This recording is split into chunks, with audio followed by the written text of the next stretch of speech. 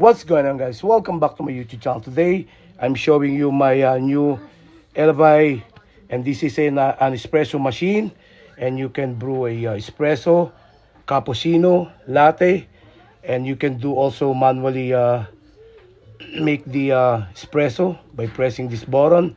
And the espresso you can do one shot or two shot. Cappuccino, same thing, one shot, two shot, and a latte. And the prot, and it comes with the prot milk container to the side. You can drink a smooth bubble milk fruity, and this is removable. It has a removable, okay, and as you see, it has a on and off button to the side there, and it has a tray.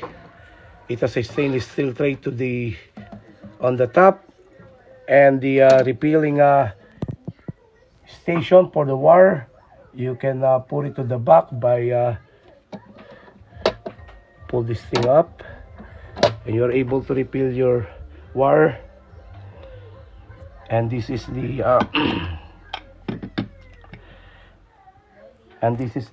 copy. Well, as you see, this is the portafilter. This is for the double shot, the one shot portafilter. I put it in the box. I will not use that one. And this tray, as you see, this tray is removable. You can remove this as well, like this. The way how you guys will use this one you can use it like this, especially if you guys will make espresso. And while you guys are brewing your coffee, you can put your espresso glass cup on the top, because that's a warmer. And as you see, I put like that one. I'll show you guys this one. That's what it look like if you guys put that tray to the second racks. But I basically do like this. I do with this one, and I'm gonna make espresso right now. It comes with this plastic scoop that you are able, and also the tamper that you can use for the portafilter. So right now I'm going to make the espresso, and these are the coffee that I basically use. I use a party size Caffè Bustelo, Caffè Espresso Moledo. Sometimes I use the Caffè Lalabay. I basically get this from Amazon. You can get this only for $6 per piece. So I got 4 of those stock. And this one I have one container of this Caffè Bustelo. I like this one. This one, it tastes okay, but I would rather prepare for this Caffè Bustelo for an espresso. And I put my milk here, this side.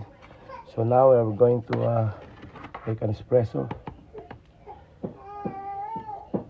It's 1 scoop. So I'm gonna add one more.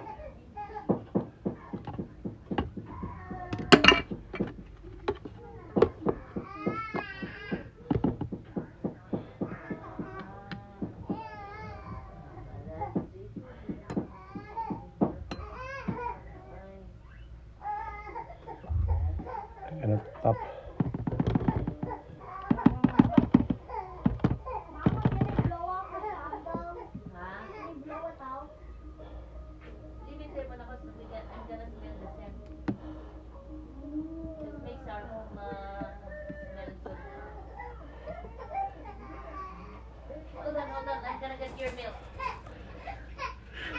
I'm gonna put it here.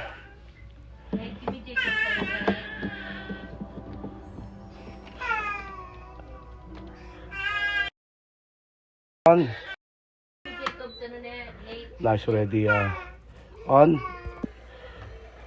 After I turn it on, I'm gonna wait for approximately less than a minute, and this espresso machine. I'm able to make an espresso, or either cappuccino or either latte. And you can manually press the espresso, so the coffee will come out easily.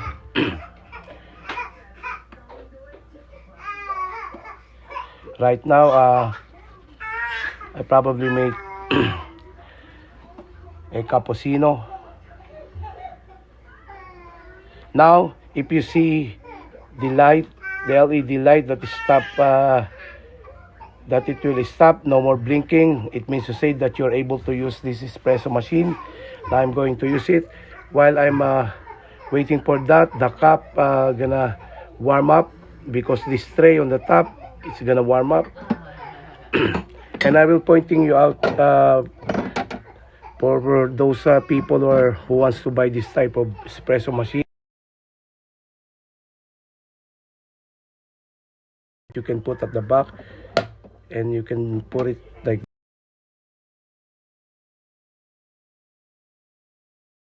I'm going to click the espresso. You can click one. It can make a one shot. It can make a one.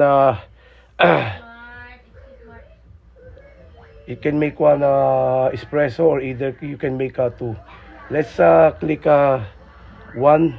Let's see.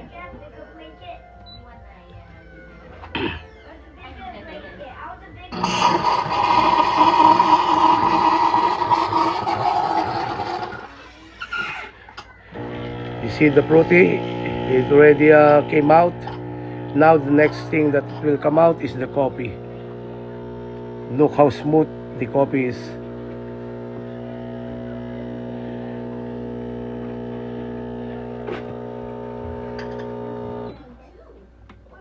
There it is. Now you will have a delicious cappuccino. I basically make cappuccino, and that's the reason why I got this kind of espresso cup.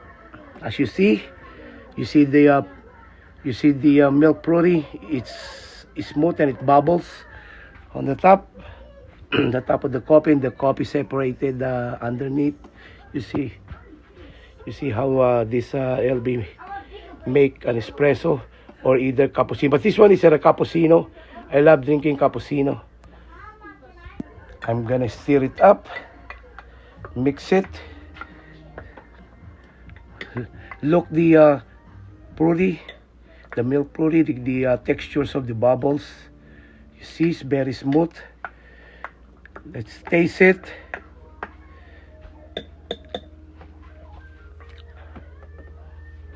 Let's taste this one.